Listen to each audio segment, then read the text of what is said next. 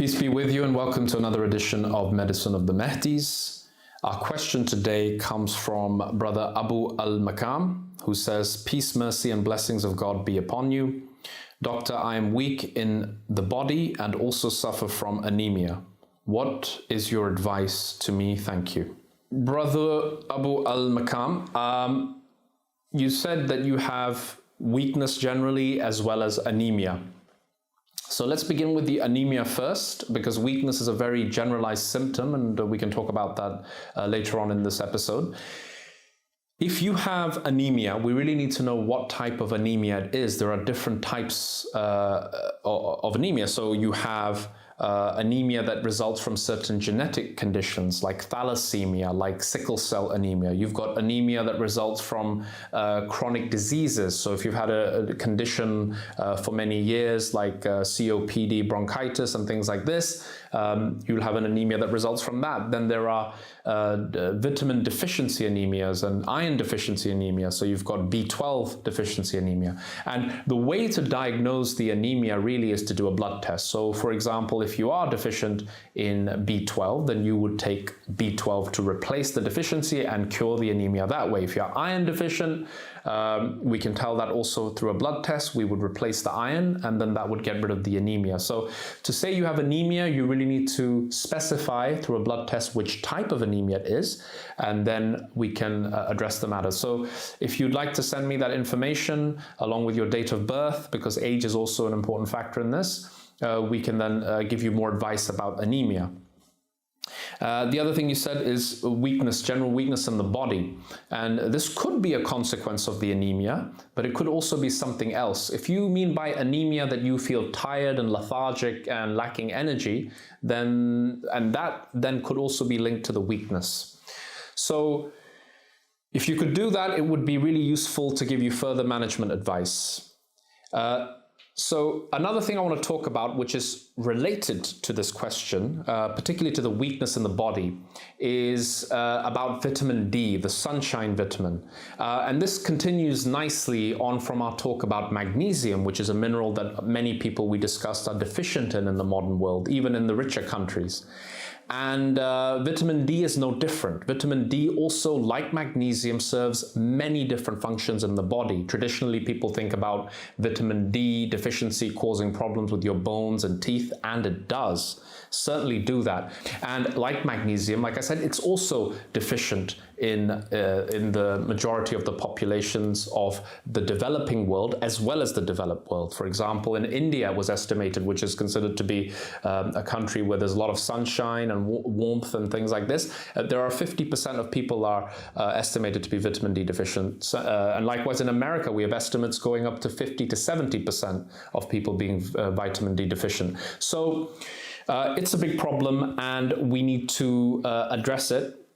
And I think this episode, I would love to talk about its benefits, talk about why there is a fall in vitamin D, and then hopefully take it from there. So the reason why the modern world is deficient in vitamin D to a large extent has been from a change in lifestyle. Whereas before we were out in the sunshine most of the day, people were getting plenty of direct exposure to sunlight, and therefore they were able to make vitamin D through their skin, which is how we human beings make vitamin D.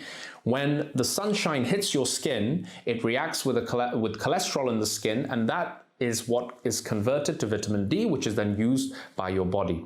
But if you're spending most of the days inside, you're fully covered, you don't get that same direct exposure. And the reason I say direct exposure is because if you're sitting in your office and you've got a nice big window, that glass actually filters out the part of the sunlight that helps you to make vitamin D. So if you're sitting in your car behind a windscreen, in your office behind a window, you think, oh, I'm getting plenty of sunshine, and your skin feels warm and it feels like you're getting the sunshine. But you're not, because glass actually filters out the UVB that is needed to make vitamin D. So sunlight has UVA and B. A will get through to the skin and it will do the kind of damage that it can do in terms of aging skin. So you'll get that, you'll feel the warmth, but you won't make the vitamin D. And this is why I use the word direct sunshine. You need to be outdoors and you need to be exposed to, at least wearing a t-shirt maybe. Shorts is also a good idea. And if you're able to do that and go in the sunshine, then you'll be making vitamin D. But it's not as straightforward as that, because if you're living very north or very south of the equator, like in Europe, the Scandinavian countries, Canada, etc., you can only get that sunshine that helps you to make vitamin D only during 3 to 4 months in the year. Okay, so you need to be outside between, let's say, between 10 to about 2 to 3 p.m. because that's the only time that the sun is at a certain level where it's giving you that UVB, the ultraviolet B, that goes into your skin that helps you to make the vitamin D. So it can't just be at 6 p.m. Even if it feels warm, the temperature is 30 degrees, it will not make vitamin D. So how do you know if you're vitamin D deficient? Well, one of the first things people will complain of, and what I see in clinical practice, is patients come in to see me and they say, "Oh, doctor, I just feel aches and pains all over my body. My legs are aching. I feel pain in my shin and my ankle, just generalized weakness and aches and pains." And oftentimes there are many different causes for it, but one blood test that I don't hesitate to do is a vitamin D blood test. And a vitamin D blood test almost is invariably showing a deficiency in vitamin D. And so my recommendation is that if you feel aches and pains, if you feel lethargic and tired, just generalized malaise, get yourself tested for vitamin D, because it's a hormone and it goes into your cells and affects many different types of cells, not only just your bones and teeth. If a blood test shows that you're deficient, your GP, your family physician should start you on an appropriate course of vitamin D treatment.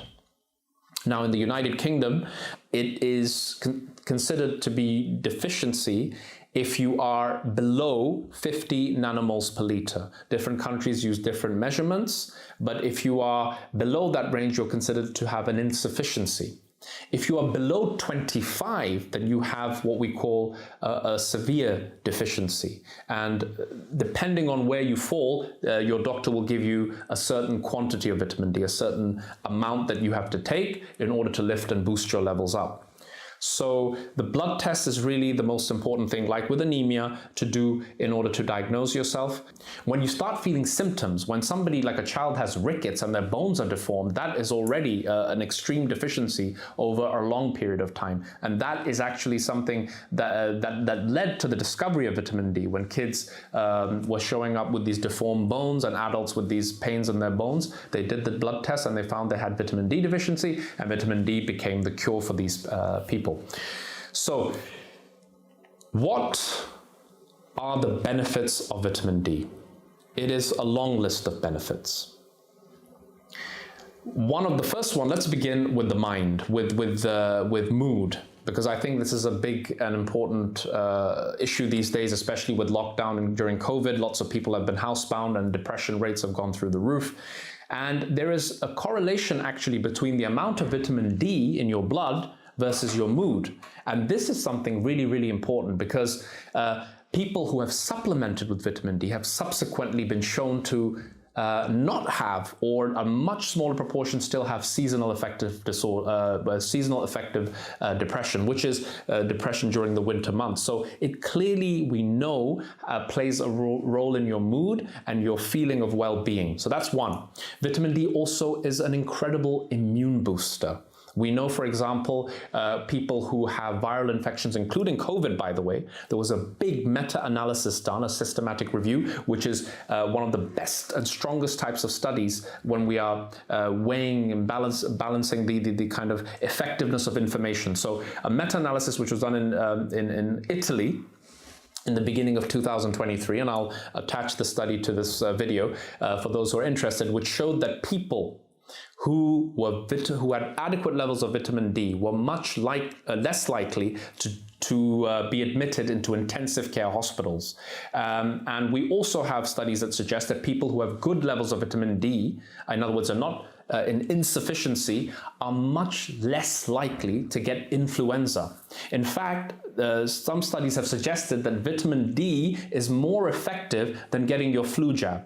In terms of avoiding getting influenza in the winter months. But yet the government doesn't seem to want to fund this, even though it's cheaper. They prefer to keep the vaccination aspect of this treatment alive, which is a bit strange to me, because I think they'd save an awful lot of money if they just give people vitamin D more, rather than jabbing them with flu vaccines, which are been shown to be less effective.